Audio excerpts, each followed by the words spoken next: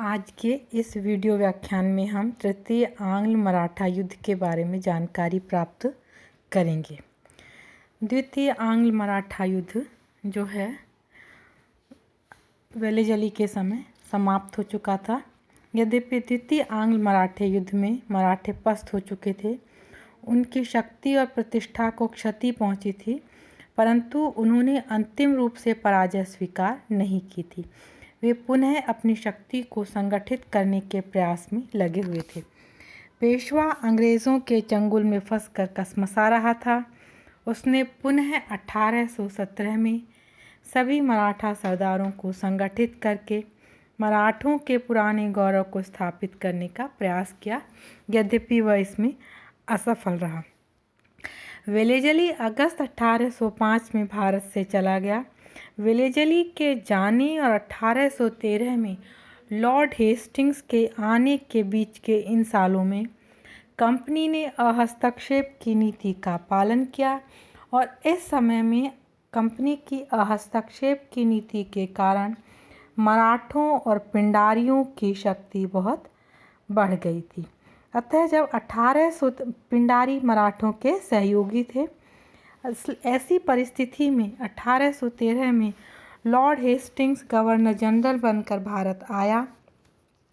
Lord Hastings के प्रमुख उद्देश्य थे मराठा शक्ति को पूरी तरह समाप्त करके राजपूत राज्यों पर ब्रिटिश संरक्षण स्थापित करना, कंपनी को भारत की सार्वभौम सत्ता बनाना।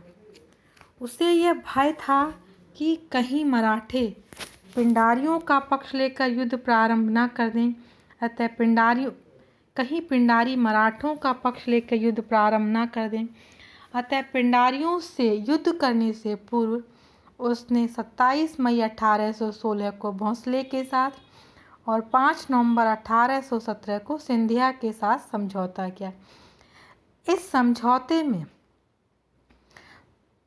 मराठा सरदारों ने पिंडारियों को कुचलने के लिए अंग्रेज़ों को समर्थन देने का वादा किया तथा सिंधिया ने चंबल नदी से दक्षिण पश्चिमी राज्यों पर से अपना प्रभाव हटा दिया। इस संधि के पश्चात अब तृतीय मराठा युद्ध की परिस्थितियाँ क्या थी वो हम देखते हैं। पेशवा से जो संघर्ष होता है उससे तृतीय आंग्ल मराठा युद्ध प्रारंभ होता है।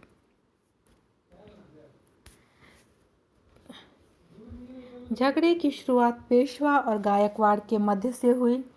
1814 में गायकवाड़ ने गुजरात की भूमि पर चल रहे झगड़े के निपटारे के लिए अपने दूत गंगाधर शास्त्री को पूना भेजा।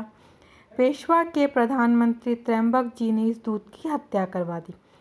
क्रुद्ध होकर पूना में अंग्रेज रेजिडेंट एल्फिंस्टन ने पेशवा से त्र्यंबक जी की मांग की, जिससे पेशवा ने बहुत इनकार के पश्चात स्वीकार किया, लेकिन त्र्यंबक जी अंग्रेज़ों की कैद से भाग गया।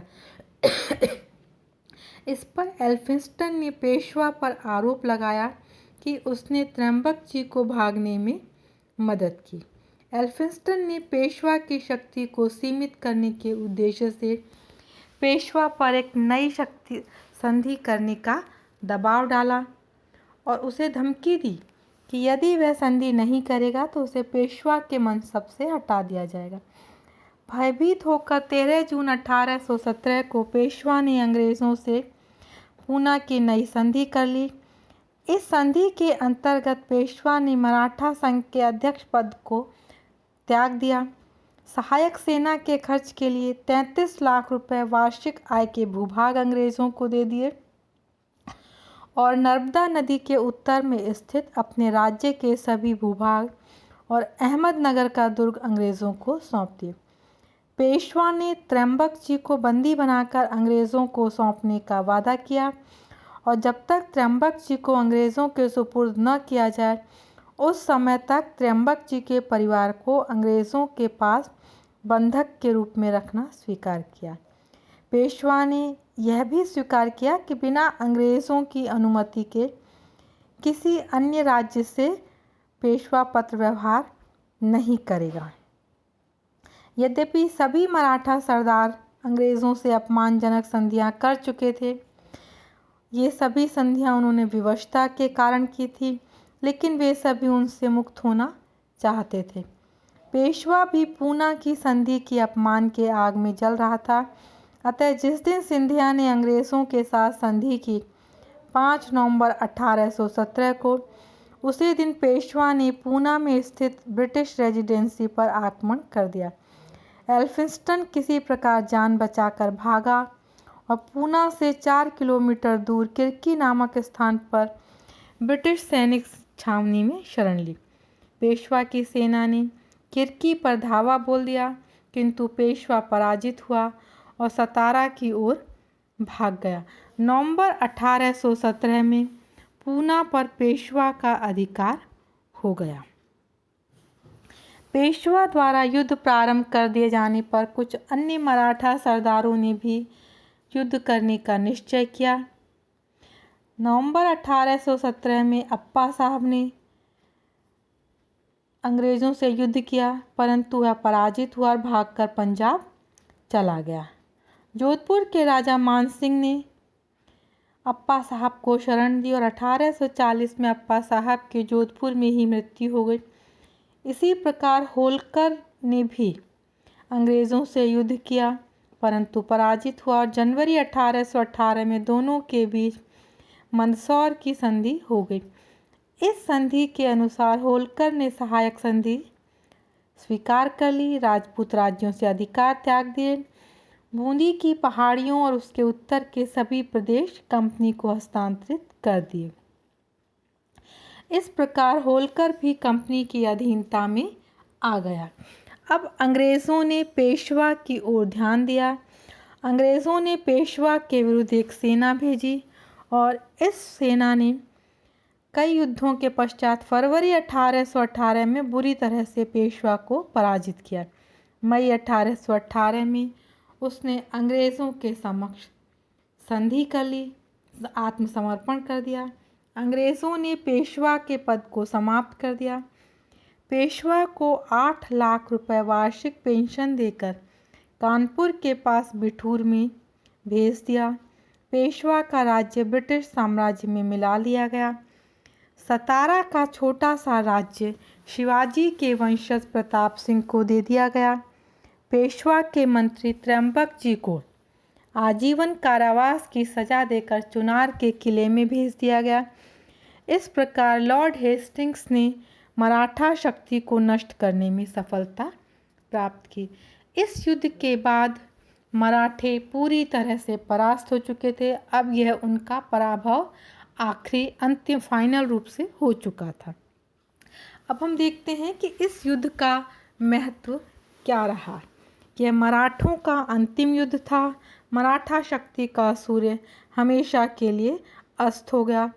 एक एक करके सभी मराठा सरदारों ने अंग्रेज़ों के सामने घुटने टेक दिए। भोंसले, होलकर, सिंधिया,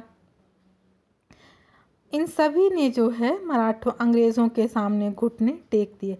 अब अंग्रेज़ जो है भारत की सर्वोच्च शक्ति हो गए।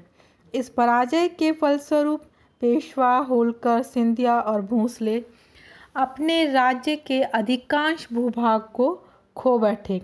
राजपूत राज्यों से मराठों का प्रभुत्व समाप्त हो गया और राजपूत राज्य मराठों के प्रभुत्व से निकलकर अंग्रेज़ों के प्रभुत्व में चले गए। रैमसे म्यूर ने इस युद्ध के औचित्य को सिद्ध करते हुए लिखा है कि यह कोई आक्रामक युद्ध नहीं था, बल्कि जिन क्षेत्रों में ब्रिटिश साम्राज्य को मिलाए जाने के साथ युद्ध समाप्त हुआ था, वह भविष्य में शांति बनाए रखने के लिए आवश्यक था।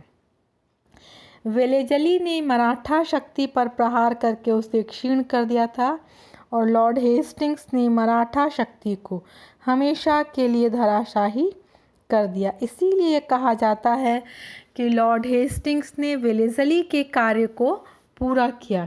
इस युद्ध के बाद कंपनी भारत की सार्वभौम सत्ता बन गई।